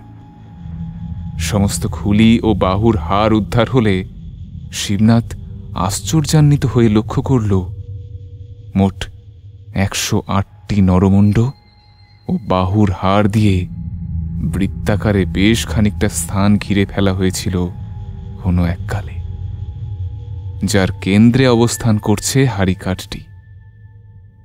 কিন্তু কেন এই যূপকাষ্ঠ আর এই অস্থিবন্ধনের প্রয়োজন হয়েছিল, সেসব জানবার উপায় কি? এই প্রশ্ন দুটির উদয় মনের ভেতর হতেই শিবনাথ ব্যস্ত হয়ে বলল, এই তোরা থামিস না, এই অস্থিঘেরা স্থানটার ভেতরটা এবার খোঁড়া শুরু কর। এই অবধি যা কিছু নজরে পড়েছে এই কেবল সূচনা মাত্র। আমি নিশ্চিত এবারে এমন কিছু মাটির তলা থেকে উঠে আসবে যা আমার মনের সমস্ত অন্ধকারই দূর করে দেবে। নে তাড়াতাড়ি হাত চালা। এরপর দীর্ঘক্ষণ খনন কার্য চালিয়ে তেমন বিস্ময়কর কিছু প্রাপ্তিযোগ ঘটল না। কেবল ছোট বড় মিলিয়ে খানাষ্টেক পাথর দ্বারা নির্মিত কৃষ্ণকায় ঘোড়ার মূর্তি উদ্ধার করা হল। শিবনাথ সেগুলি খুব যত্ন সহকারে নজর বুলিয়ে দেখল। পাথর কেটে গড়া প্রত্যেকটি মূর্তি এক প্রকার, আকারে ছোট বড় ছাড়া অন্য কোনো তফাৎ নেই। ঘোড়াগুলি দাঁড়াবার ভঙ্গিমায় নির্মিত, তবে চেহারার মধ্যে একটা ক্রূর ভাব ফুটিয়ে তুলেছেন ভাস্কর্য শিল্পী। প্রাণীর মুখে মানবিক ক্রোধের অভিব্যক্তি ফুটিয়ে তোলার বিষয়টি ছাড়া ওতে বিস্মিত হবার মতো কিছুই নেই। এরপর দিনের আলো ম্লান হয়ে এলে মজুরদের পাওনা মিটিয়ে শিবনাথ মূর্তিগুলো সঙ্গে নিয়ে যে পথ ধরে এসেছিল সে পথ ধরেই গরুর গাড়ি করে বাড়ির দিকে রওনা দিল। চলতে চলতে পথের ধার বরাবর আধারে ঢাকা জঙ্গলের দিকে শিবনাথের নজর পড়তেই ও লক্ষ্য করল লাঠির উপরে ভর করে কেউ একজন গাছের আড়ালে দাঁড়িয়ে ওর উপর নজর রাখছে। এই কি সেই ধেনু বাউরি, যার কথা জগৎপতির মুখে ও শুনেছিল? কথাটা মাথায় টোকা দিতেই ও গাড়ি থামিয়ে জঙ্গলের দিকে তাকিয়ে হাঁক দিল। কে ওখানে? কে দাঁড়িয়ে আছো? সামনে আসো। কাকে দেখলেন কর্তা? কেউ তো নেই আশেপাশে। ওই গাছের গোড়ায় লাঠি হাতে কাকে দাঁড়িয়ে থাকতে দেখলাম মনে হলো। কই, কেউ নাই তো। ঝোপের ভেতর থেকে শুকনো গাছের ডাল উঠে আসে কর্তা। ও বেশ, গাড়ি চালা। বাড়ি ফিরে মূর্তিগুলোকে পরিষ্কার করে নিজের শোবার ঘরের তাকে সাজিয়ে রাখল শিবনাথ। ঘুমাতে যাবার আগে জগৎপতির খোঁজ নেবার সময় খানিকটা স্বস্তি এলো তার। জগৎপতি এখন স্বাভাবিকভাবেই কথাবার্তা বলছে। এরপর বিছানায় উঠে বালিশে মাথা ঠেকিয়ে দু চোখ বন্ধ করার আগে ওর মনে কয়েকবার ভেসে উঠল কয়েকটা কথা। ওখানে খোঁড়াখুড়ি চালিয়ে আমার সঙ্গে তেমন কিছু তো ঘটল না। কই, আমার তো একবারের জন্য ভয়ের উদ্রেক ঘটেনি অন্তরে। তবে জগতের ওরকম করবার কারণ কি? এ সমস্ত ভাবনা যখন ওর চোখে ক্লান্তি নামিয়ে আনল, শিবনাথ তলিয়ে গেল ঘুমের অন্ধকারে। ঘুমের চটকা ভাঙল আচমকা একই তালের দীর্ঘস্থায়ী এক ধরনের শব্দ শুনে। ঘুমের মধ্যে একঘেয়ে শব্দ বিরক্তি ধরালে শিবনাথ চোখ খুলল। একটা আলো আঁধারি পরিবেশ ওর চোখের সামনে ফুটে উঠল, ঠিক যেন ভোরের আলো ঢেকে রেখেছে ঘন কুয়াশা। ভ্রুযুগল কুঞ্চিত হল মাথার ওপরে শিরীষ গাছটা দাঁড়িয়ে থাকতে দেখে। ঝট করে গাছের পরিচয় মাথার মধ্যে জড়ো হয়ে এলো। এ তো লোচনপুরের সেই শিরীষ গাছ, মাটি খোঁড়ার সময় যার তলায় বসেছিলাম। কিন্তু সে গাছ ঘরের মধ্যে এলো কিভাবে? কথাটা চিন্তা স্তরে টোকা দিতেই ধরফর করে বিছানায় উঠে বসল শিবনাথ।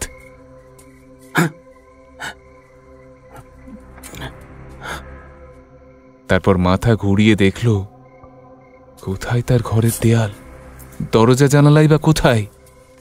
কুয়াশা ঢাকা অসীম শূন্যতার মাঝে সে বিছানায় এখন বসে রয়েছে।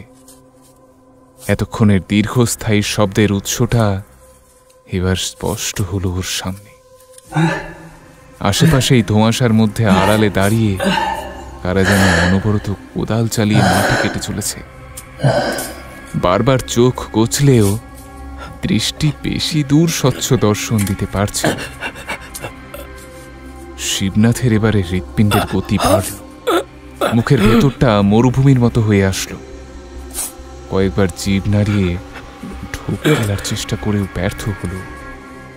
এরপর ব্যস্ত হয়ে বিছানা থেকে নিচে নামবার জন্য পা বাড়িয়ে মাটি স্পর্শ করতে পারল না সে। তার পা যেন শূন্যে কূপের দিকে ঢুকে যাচ্ছে ক্রমশ। তৎক্ষণাৎ লাফ দিয়ে বিছানার মাঝখানে গুটি মেরে বসল শিবনাথ। হাতে পায়ে মৃদু কম্পন শুরু হয়েছে, কপাল বেয়ে ঘাম নিচের দিকে নামছে। এমন অনুভূতি তার এর আগে কোনো দিন হয়নি। এটাকেই হয়তো ভয় বলে। ভয়ার্ত কণ্ঠে এবারও বলে উঠল, আমি কোথায় এসে পড়লাম? বাবা পরেশনাথ, আমার কথা শুনতে পাচ্ছ? বাবা, কে আছো? কারা মাটি কাটছো? আমার কথা শুনতে পাচ্ছ তোমরা? আমাকে এখান থেকে নিয়ে চলো, আমাকে বাঁচাও তোমরা। আমার ভয় করছে, ভীষণ ভীষণ ভয় করছে আমার।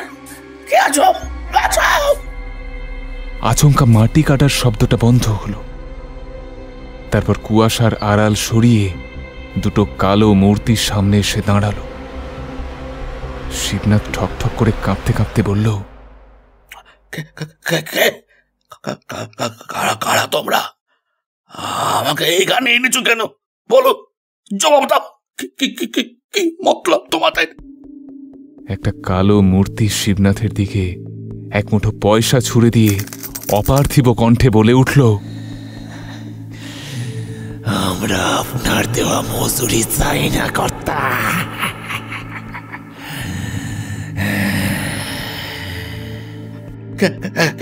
কেন? সামান্য কটা পয়সার জন্য আমাদের প্রাণ কেড়ে নিলেন কর্তা। প্রাণ কেড়ে নিলাম মানে? তোমরা কি বলছো তার এক বর্ণ আমি বুঝতে পারছি না। আমাকে ছেড়ে দাও, যেতে দাও এখান থেকে। আমি আমি তোমাদের কোনো ক্ষতি করিনি। ক্ষতি করেননি? তাহলে এইটাকে করে না।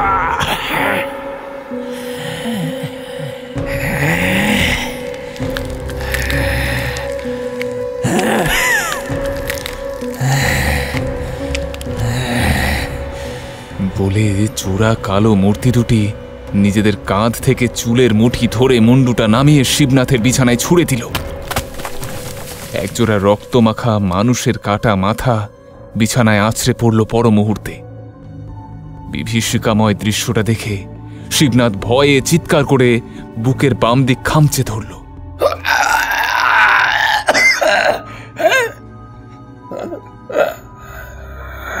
এরপর ধীরে ধীরে নিস্তেজ হয়ে গিয়ে তার শরীরটা লুটিয়ে পড়ল বিছানায়।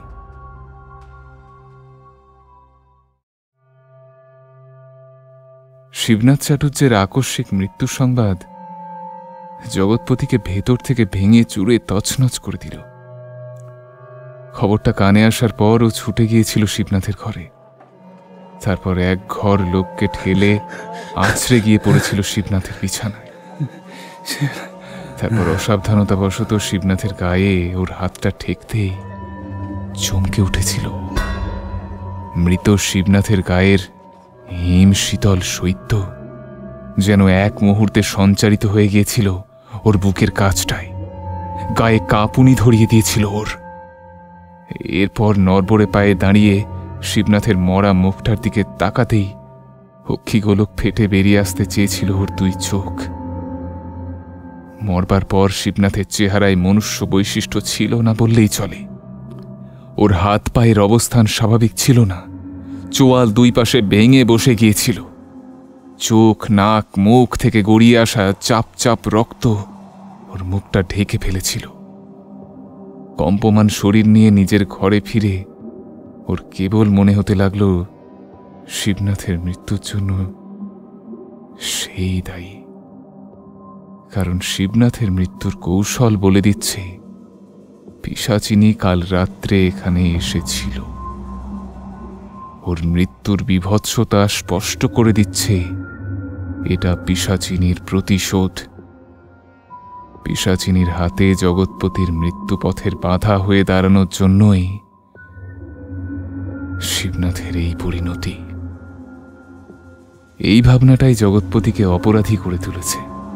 তার শুভাকাঙ্ক্ষী বন্ধুর অসীম মৃত্যুশোকের মধ্যে একটা প্রাণহীন জড়বস্তুর মতো পড়ে রইল। এবার ধীরে ধীরে নিজেকে ধ্বংস হতে দেখার অপেক্ষা ছাড়া আর কিছুই করবার নেই ওর।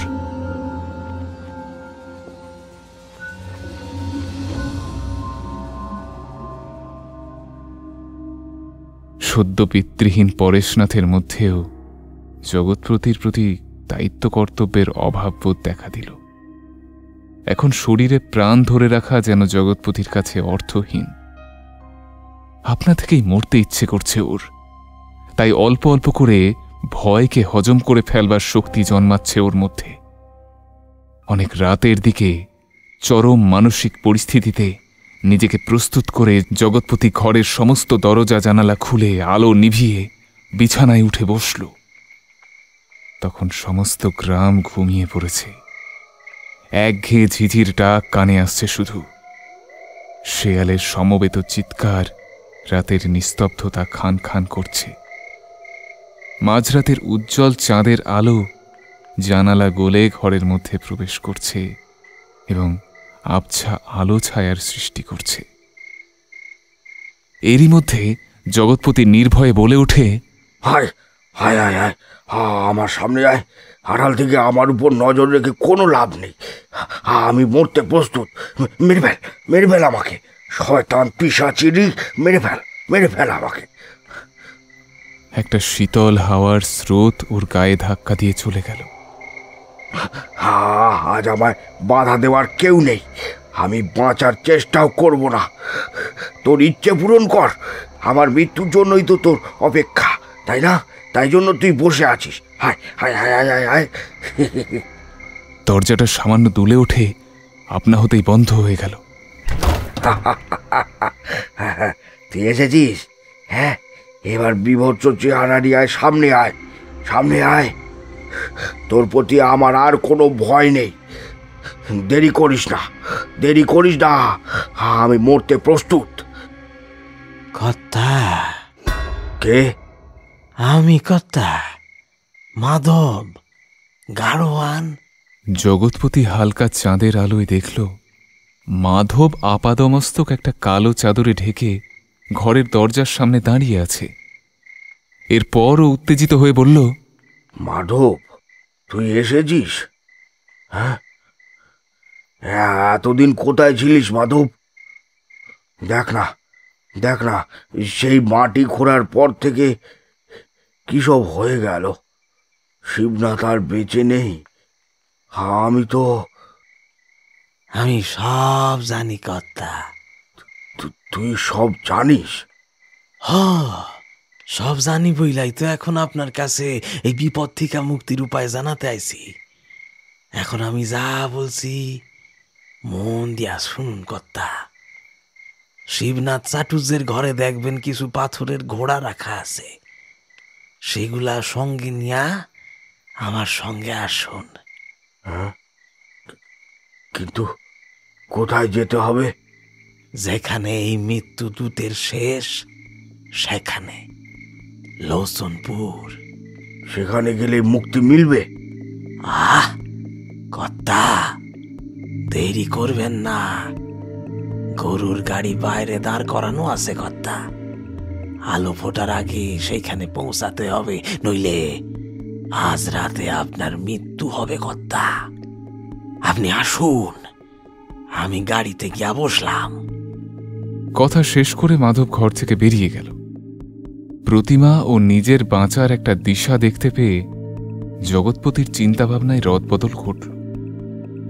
ও এবারে আলো হাতে শিবনাথের ঘরে প্রবেশ করে সহজেই পাথরের ছোট বড় ঘোড়াগুলো দেখতে পেল। এরপরও সেগুলো একটা কাপড়ে বেঁধে ঘর থেকে বেরিয়ে গরুর গাড়ির ছোঁয়ের ভেতর ঢুকল। মাধব হেঁকে গাড়ি গড়িয়ে দিলে জগৎপতি প্রশ্ন করল, আমি যে শিবনাথের বাড়ি আছি এত রাতে তুই সে কথা কি করে জানলি মাধব? হ্যাঁ, অনেক প্রশ্নই আপনার মাথায় জড়ো হবে কর্তা, তবে সব উত্তর এখন পাইবেন না। লোচনপুর চলুন, সেইখানেই আপনার সমস্ত কৌতূহলের নিবৃত্তি ঘটবে। তবে যেটুকু এই মুহূর্তে আপনাকে জানানোর প্রয়োজন সেটুকুই বলবো। বেশ, তাই বল। জমিতে আপনার সঙ্গে গিয়া কাজ করে আসার পরে রাত নামলেই আশ্চর্য রকমের ভয় ভয় লাগতো আমার। সারাক্ষণ কেউ যেন অদৃশ্য ছায়ার মতো পিছু নিত আমার। তাকে নজরে পড়তো না কিছুতেই, তবে জানতাম সে আছে, আমার আশেপাশেই আসে, সুযোগ খুঁজছে আমাকে মেরে ফেলবার। এরপর আপনার সঙ্গে ঘটে যাওয়া ভয়ঙ্কর ঘটনাটা কানে আসতেই ভয়ে শুকায় গেলাম। এরপর আমার আশঙ্কা মনে পড়ল ধেনু বাউরির কথা খান। আমাদের যাবার দিন সেই যে রাস্তা আগলে বলেছিল ওখানে গেলেই নাকি বিপদ, তার কথা সত্যি হইল। ওই একটা ভাবনা মাথায় আসতেই আমি সুইটটা গেলাম লোচনপুর ধেনু বাউরির কাছে। তারপর ওকে গিয়া আমার আর আপনার সঙ্গে ঘটে যাওয়া সমস্ত ঘটনা বলতেই ও বলল সাক্ষাৎ মৃত্যু নাকি আমাদের পিছু নিয়েছে, তবে রক্ষা একটাই, যে সেই অশুভ শক্তি যেদিন খুশি মানুষ মেরে ফেলতে পারে না, তার শিকারের মধ্যে যেদিন সে যে জাতকের রাশি গ্রহ নক্ষত্র দুর্বল থাকে সেই দিন তাকে মারে, নইলে ভয় দেখিয়ে রাখে, প্রাণে মারতে পারে না। আমাদের গ্রহ নক্ষত্রের অবস্থান দুর্বল হওয়ারই আগের ব্যবস্থা করতে হবে, তাকে আটকাইতে হবে। তাই আজ রাতেই ধেনু বাউরি আপনারে ওর কাছে নিয়ে আসতে বলল। বাকি ব্যবস্থা ও নিজেই করে রাখবে। অর্থাৎ আমরা এতক্ষণ যখন মরিনি, তাহলে আমাদের গ্রহ নক্ষত্রের অবস্থান এখনো খারাপ জায়গায় যায়নি, প্রাণে বেঁচে যাব বল? সে তো ধেনু বাউরি বলতে পারবে, ও অনেক কিছু জানে কর্তা। কোনো গুণিন টুনিন নাকি? সে আমি বলতে পারবো না কর্তা, তবে একটা ক্ষমতা যে আছে সেইটা আজ করতে পারছি। এরপর জগৎপতি চুপ করেই বসে রইল। লোচনপুরে তার জমির কাছে পৌঁছে জগৎপতি দেখল সেখানকার ভোল অনেক পাল্টেছে। আধারে সেখানে শত শত প্রদীপ জ্বলছে। অবাক দৃষ্টি নিয়ে সেসব লক্ষ্য করে জগৎপতি বলল, এই ওখানে আলো জ্বাললো কে বলতো?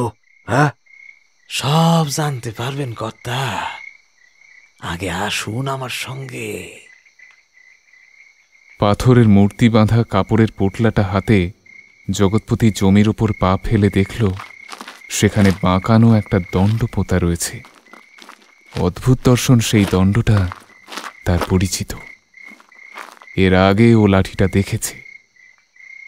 এরপর লাঠির ওপরে হাত দিতেই আধার থেকে হাসতে হাসতে আলোর দিকে এগিয়ে এলো ধেনু বাউরি।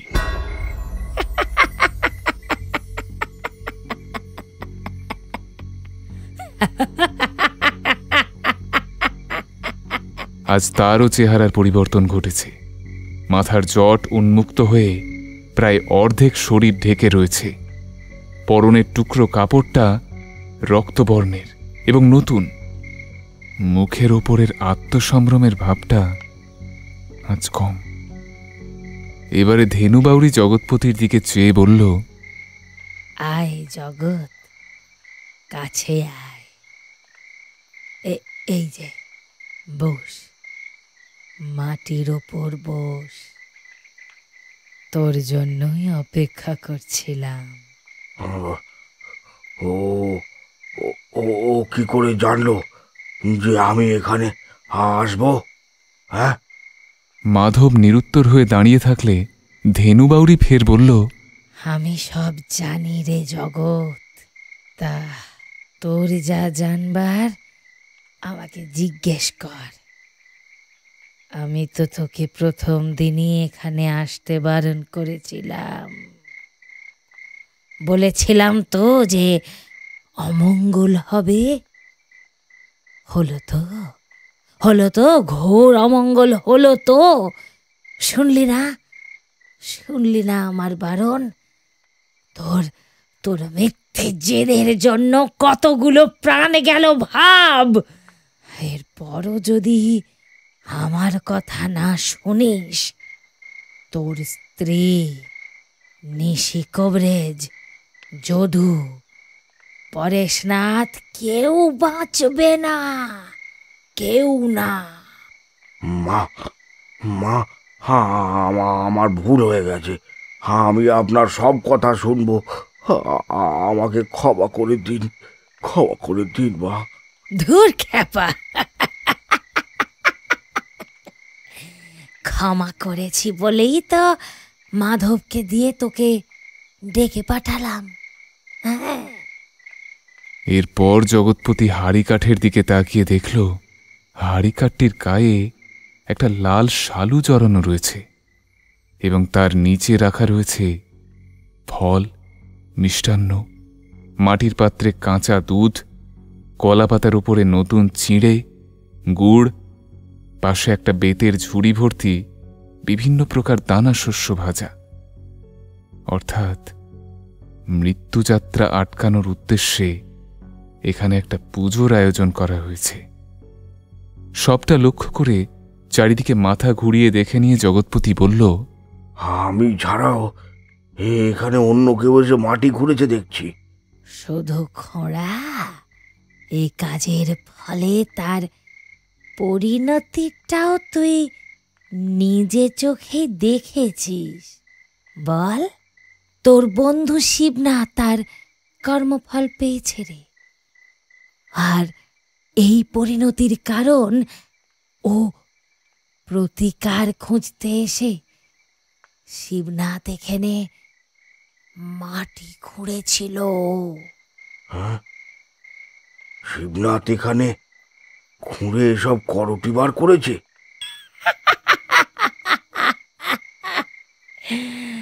শুধু করটি নয় রে, তোর সঙ্গে আনা ঘোড়ার পাথরের মূর্তিগুলো এখান থেকেই বার করে ও বাড়ি নিয়ে গেছিল।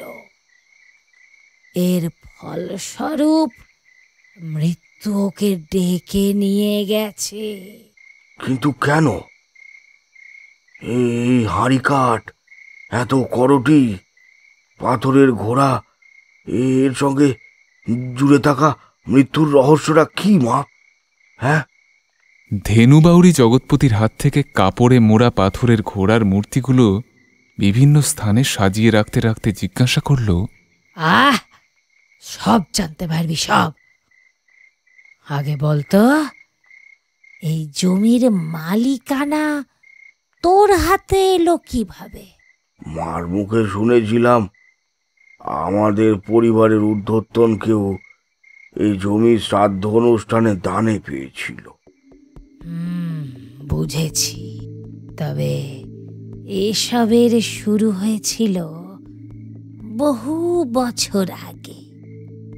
তখন তোর ঠাকুরদার জন্ম হয়েছিল কিনা সন্দেহ আছে।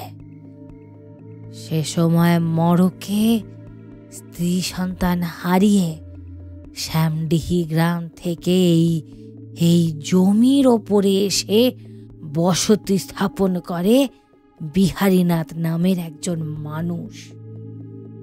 তখন ভৈরবী নদীর চেহারাও ছিল সুতোর মতো ক্ষীণ সরু, চতুর্দিকে জঙ্গলাকীর্ণ ছিল। সমস্ত জঙ্গল সাফ করে নতুন ভাবে বাঁচবার স্বপ্ন দেখেছিল বিহারীনাথ। পাথুরে জমি উর্বর করার জন্য দিন রাত এক করে খেটেছিল সে। উদ্দেশ্য ছিল চাষাবাদ করে নতুন ভাবে সংসার বাঁধা। কিন্তু মানুষ যেখানে চলে, সঙ্গে করে তো তার কপালও চলে। বল, আশ্চর্য খরা শুরু হয় সেকালে। ভৈরবী সামান্য জল শুকিয়ে বুক ফেটে হাঁ করে রইল। বড় বড় গাছ শুকিয়ে হলুদ রং ধারণ করল। দুর্ভাগ্য যেন বিহারীনাথের পিছু ছাড়ছিল না। প্রকৃতিও যেন তার প্রতি মুখ ফিরিয়ে নিয়েছে। হাজারবার ঈশ্বরকে ডেকেও কোনো লাভ হয়নি। চারদিকে যখন খাবার জল নিয়ে মানুষের মধ্যে হাহাকার শুরু হয়েছে, এমন সময় বিহারীনাথের কানে এসে পৌঁছয় একটা নাম। কার নাম? ভূতাবুড়ি। ভূতাবুড়ি? সে আবার কি? এক ভয়ঙ্কর অপদেবী, যার আহ্বান একদিকে যেমন মঙ্গলময়, তেমনি তার খারাপ দিকও রয়েছে। কিরকম খারাপ? তার আগমনের ভার বহনের জন্য একজনের প্রাণনাশ হওয়া আবশ্যক। বিহারীনাথ কি ভূতাবুড়ির আহ্বান করেছিল? নিজেকে বাঁচিয়ে রাখার জন্য এছাড়া তার কাছে কোনো উপায় ছিল না। তাছাড়া ও ভেবেছিল একজনের মৃত্যুর কারণে যদি যদি হাজার মানুষের উপকার হয় তাতে ক্ষতি কি? বিহারীনাথ ভূতা বুড়ির পুজোর আয়োজন করল।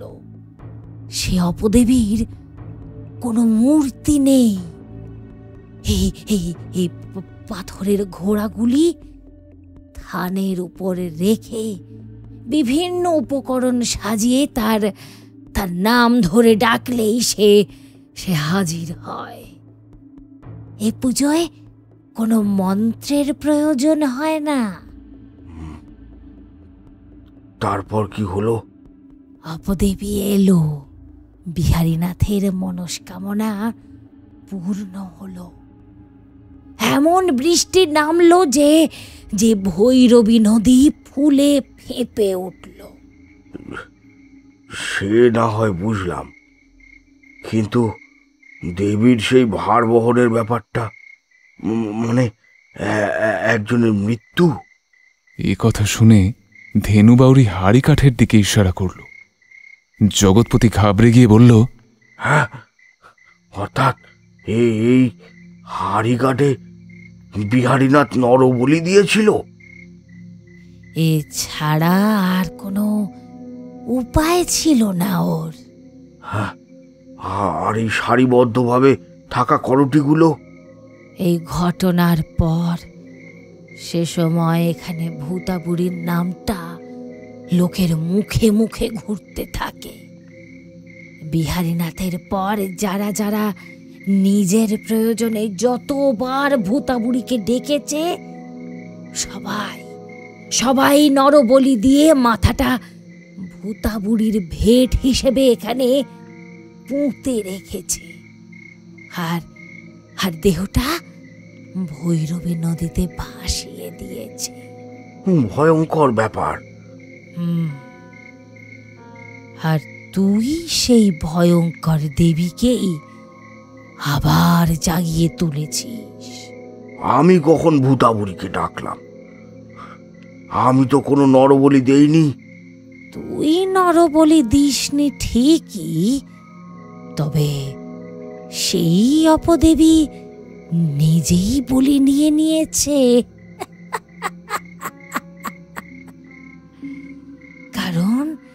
কারণ সে মানুষের আহ্বানে সাড়া দিয়ে সব সময় সক্রিয় থাকতে চায়। এতে তার বলবৃদ্ধি ঘটে। তাই সবার অজান্তেই মানুষের স্পর্শে সে জেগে ওঠে। তাহলে তার পুনর্জাগরণ কিভাবে ঘটলো? হ্যাঁ, আমি তো কিছুই বুঝতে পারছি না মা।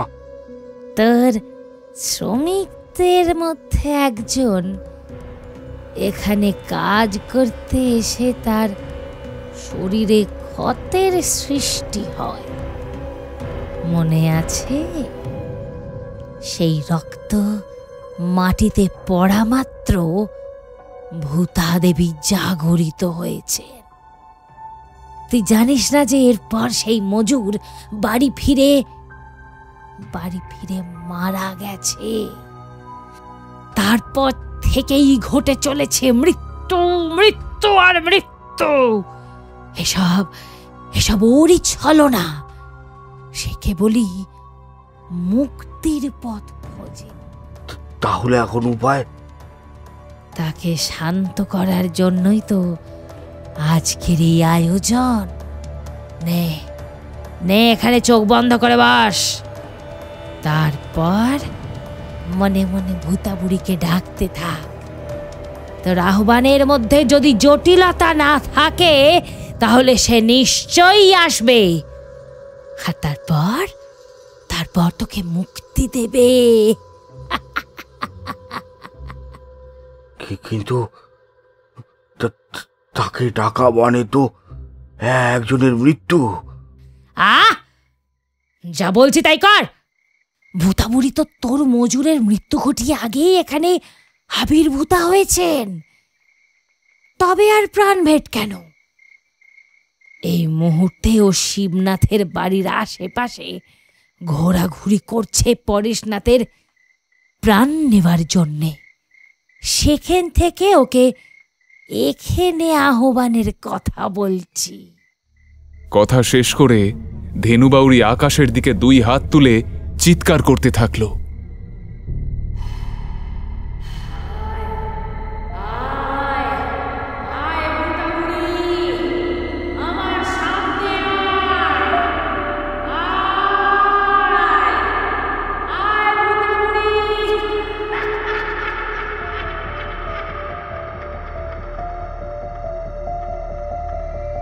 জগৎপতি মনে মনে একই কথা বারবার উচ্চারণ করে চলল। মাধব মাটির উপরে বসে রয়েছে জড়বস্তুর মতো। খানিক বাদে অদ্ভুত একটা শব্দ পেয়ে জগৎপতি চোখ খুলে দেখল ধেনুবাউরি বিভৎস চেহারা নিয়ে দাঁত বার করে হাসছে। ঠিক তার পাশেই আলো আধারিতে এসে উপস্থিত হয়েছে প্রতিমা। প্রতিমাকে মাথা নিচু করে দাঁড়িয়ে থাকতে দেখে জগৎপতি উত্তেজিত হয়ে বলল, প্রতিমা, তুমি এখানে কিভাবে এলে? এরপর জগৎপতি ছুটে প্রতিমার কাছে পৌঁছে হাতকে উঠে পিছিয়ে মাটিতে আছড়ে পড়ল। ওর চোখে মুখে বৃহৎ মাপের ভয়ের ছায়া ঘোরাফেরা করছে। মাটির উপরে ঘষ্টে ঘষ্টে পিছু সরতে সরতে জগৎপতি ভয় মিশ্রিত কণ্ঠে জিজ্ঞাসা করল, কে তুমি? কে তুমি? এবারে নারকীয় শব্দে হাসতে হাসতে প্রতিমা মুখ তুলে চাইল।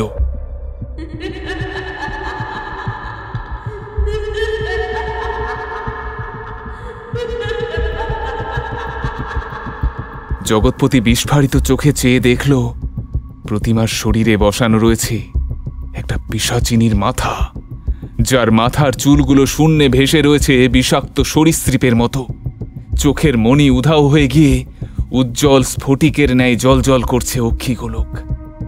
নাকের স্থানে ক্ষুদ্র কালো গহ্বর। মুখবিবর থেকে সামনে প্রসারিত সুচালো জিভ ও দাঁতের সারি দর্শনে এক নিমেষে হৃৎপিণ্ডের গতি আপনা হতেই বেড়ে যায়। পিশাচিনীর আবির্ভাবের পর ধেনুবাউরির ভর উঠল। ও মাথার জটা উন্মুক্ত করে খানিকক্ষণ মাথা ঘুরিয়ে ক্লান্ত হবার পর মাটিতে লুটিয়ে পড়ে থরথর করে কাঁপতে থাকল। জগৎপতি ভূতাবুড়ির বিভৎস রূপ ও ধেনুবাউরির অদ্ভুত আচরণ লক্ষ্য করে পাথর বনে গেল। ঠিক সেই সময় মাধব বলে উঠল, ভূতাবুড়ি ডাকে সাড়া দিছে, ও এসে গেছে। আপনি আমারে মাফ করবেন কর্তা। মানুষের কল্যাণে এই অপরাধটা আমারে করতেই হইব, করতেই হইব। তারপর মাধব মাটি থেকে উঠে নিথর জগৎপতিকে টেনে ওর গলাটা হাড়ি কাঠে ঢুকিয়ে ওর বাম পাটা জগৎপতির ঘাড়ের কাছে চাপিয়ে ওকে দাবিয়ে রাখল জুপকাষ্ঠের ভেতর। তার ফলে কম্পমান জগৎপতি তার ভয়ে অসাড় হয়ে আসা শরীরের বল প্রয়োগ করেও নিজেকে মুক্ত করতে পারল না। এরপর মাধব তার গায়ে ঢাকা চাদর সরিয়ে বার করল একটা ভারী ধারালো অস্ত্র।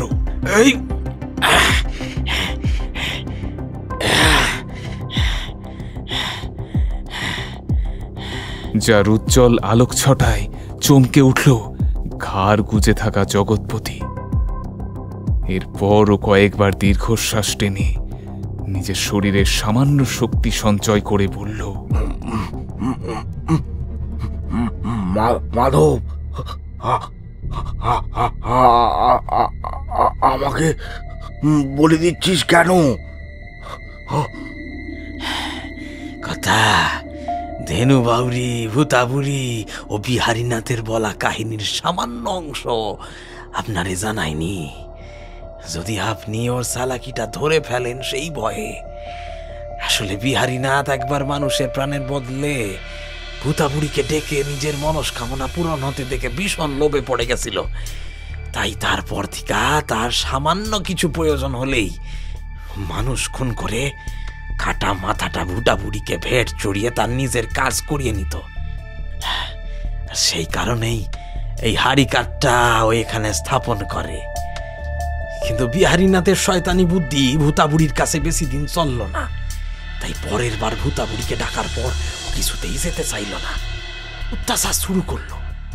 নিরুপায় হইয়া বিহারীনাথ ভূতাবুড়িকে শান্ত হয়ে ফিরে যাবার অনুরোধ করলে ও আরো একটি নরবলি চেয়ে বসলো। এরপর থেকে এইটাই প্রথা হয়ে দাঁড়ালো। ভূতাবুড়ির আগমন ও গমন এই দুই ক্ষেত্রে দুটি নরবলির প্রয়োজন হয়। এইসব ঘটনা আমি ধেনু বাউরির মুখে শুনছি। এখন শ্রমিকের প্রাণের বদলে সেতু এসে গেছে, যাবার জন্য আরো একটা প্রাণের দরকার, তা না হলে সে আমাকেও তো মেরে ফেলবে কর্তা। তাই নিজেকে বাঁচানোর জন্য আপনারে বলি দেওয়া ছাড়া আমার কাছে আর কোনো উপায় নাই কর্তা। কথা শেষ করে মাধব দুহাতে এতক্ষণে উপরে তুলে রাখা ভারী ধারালো অস্ত্রটা সজোরে নিচে নামাতে গেলে ভূতাবুড়ি ওকে ইশারা করে থামিয়ে দিল। মাধব আশ্চর্যান্বিত হয়ে সরে দাঁড়ালে ভূতাবুড়ি কাছে এগিয়ে এসে ওর কুৎসিত মুখটা আনল জগৎপতির মুখের কাছে। তারপর মুখবিবর প্রসারিত করে গিলে খেতে চাইল জগৎপতির মুন্ডুটা। জগৎপতির শক্তিশূন্য হয়ে নিজের মৃত্যুর অপেক্ষা করা ছাড়া আর যেন কোনো উপায় নেই। ওদিকে লোভাতুরা ভূতাবুড়ির মুখ থেকে গড়িয়ে পড়া হিমশীতল লালারসে ভিজে যেতে থাকলো জগৎপতির মুখমণ্ডল। কিন্তু শত চেষ্টা করেও ভূতাবুড়ি তার অন্ধকার বিরাট মুখগহ্বরে জগৎপতির মাথাটা প্রবেশ করাতে পারল না। অস্ত্র হাতে মাধব হয়ে দাঁড়িয়ে লক্ষ্য করল প্রতিমার শরীরে অবস্থানকারী ভূতাবুড়ির সঙ্গে এবার প্রতিমার মধ্যেই যেন একটা দ্বন্দ্ব বেঁধেছে। যতবার ভূতাবুড়ি জগৎপতির মাথাটা গিলে খেতে চাইছে, প্রতিমার শরীর ওকে টেনে রেখে বাধা দিচ্ছে। অর্থাৎ প্রতিমার শরীর কিছুতেই ভূতাবুড়ির সাথ দিচ্ছে না। এরপর ঘটনার প্রবাহমানতায় খানিক পরিবর্তন হল।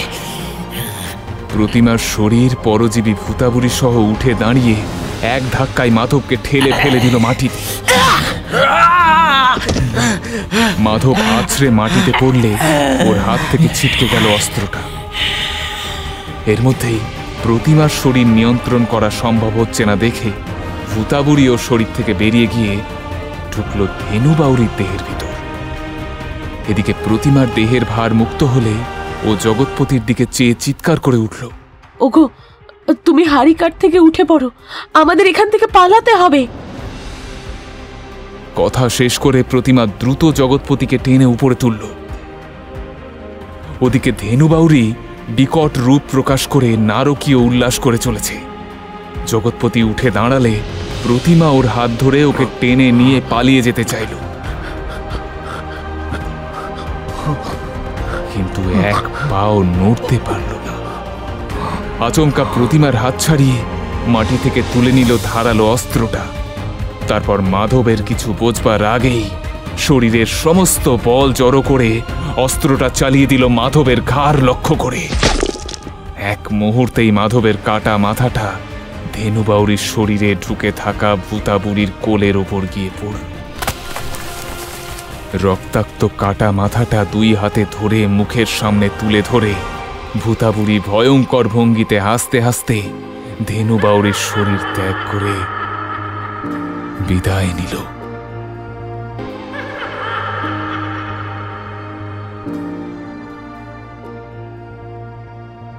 আপনারা শুনলেন আমাদের আজকের নিবেদন লেখক আশিস চক্রবর্তীর কলমে ভূতাবুড়ি। গল্পের নাট্য রূপান্তর এবং গল্প পাঠে আমি অমিত সরকার।